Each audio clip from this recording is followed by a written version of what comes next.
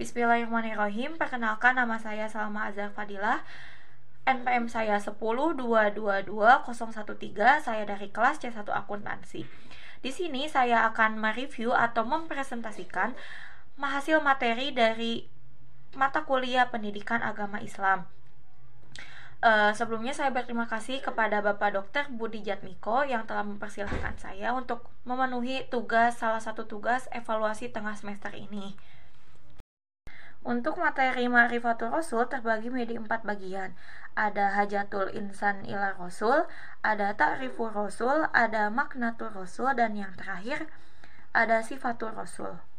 Langsung saja kita masuk ke materi yang pertama, yaitu ada Hajatul Insan ila Rasul, yang artinya adalah kebutuhan manusia kepada Rasul. Manusia memiliki 4 kebutuhan kepada Rasul. Di antaranya adalah sebagai al-insan, yaitu manusia yang merupakan ciptaan Allah yang dilahirkan dari tanah. Yang kedua ada fitrah, yang dilahirkan secara fitrah. Manusia itu dilahirkan secara fitrah, yaitu bersih, suci, dan memiliki kecenderungan ke arah yang lebih baik. Yang ketiga ada hayatul munazamah, yang artinya petunjuk Allah untuk memandu manusia ke jalan yang benar. Dan yang terakhir ada hidayatul rasul, yang artinya mengikuti perintah Rasul, karena perintah Rasul merupakan perintah yang turun dari Allah. Untuk materi yang kedua ada ta'riful Rasul, yaitu pengertian Rasul. Secara etimologis, Rasul berasal dari kata arsala yursilu, yang memiliki arti mengutus. Para ulama mendefinisikan Rasul sebagai seorang laki-laki yang dipilih atau diutus oleh Allah Subhanahu wa Ta'ala untuk menyampaikan misi dan peran kepada seluruh manusia di muka bumi. Muhammad adalah Rasulullah, Rasul di antara para Rasul yang mendapat tugas untuk menyampaikan risalah oleh Allah. Rasul juga bertugas mengutus amanah di muka bumi untuk memimpin umat manusia. Selanjutnya, Muhammad juga merupakan anak dari orang tua yang bersih dari hasil zina, yaitu orang tuanya yang tidak memiliki keturunan dari zina seperti itu. Ayahnya juga yang bernama Abdullah dan ibunya yang bernama Siti Aminah, serta kakeknya yang bernama Abdul Muthalib. Semua kisah Rasul yang ditulis dalam sirah nabawiyah, dari mulai Rasulullah lahir hingga Rasulullah wafat, semua tertulis di dalam sirah nabawiyah. Kepribadian Rasulullah sangat mengagumkan. Pada usia 12 tahun, Rasulullah sudah ikut berdagang ke Syam dengan pamannya yang bernama Abu Thalib. Lalu menjadi seorang panglima pada usia yang masih muda, lalu menjadi administrator militer, dan juga Rasul merupakan teman duduk yang mengasyikkan bagi para sahabat. Banyak para sahabat yang sering berkumpul bersama Rasulullah. Untuk selanjutnya ada maknatul Rasul, yaitu kedudukan seorang Rasul. Rasul merupakan manusia biasa sama seperti kita pada umumnya. Manusia yang bisa minum, makan, dan memiliki jasad yang sama seperti kita. Nah, Rasul itu bukan seorang malaikat, bukan jin, maka Rasulullah tidak bisa mendatangkan suatu ayat atau petunjuk mukjizat tanpa seizin Allah. Maka mukjizat-mukjizat yang Nabi Muhammad turunkan itu merupakan seizin Allah dan perintah dari Allah Subhanahu wa Ta'ala, bukan keinginan Rasul tersendiri seperti itu.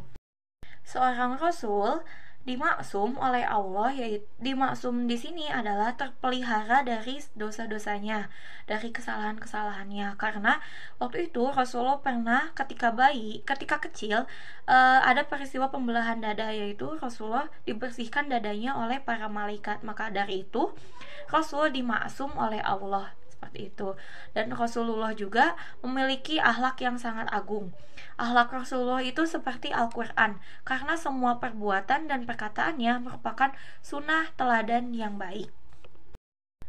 Lalu selanjutnya yang ketiga ada maknatul Rasul, yaitu kedudukan Rasul. Nah, Rasulullah juga berdakwah kepada semua manusia, mulai dari bangsawan seperti Raja Heraklius, Raja Bizantium, Raja Persia, Raja Negus, dan raja-raja lainnya di Arab sana, dan kepada rakyat biasa, orang yang merdeka dan budak, orang Arab dan non-Arab, hingga laki-laki dan perempuan hingga semua umur dari kecil hingga dewasa.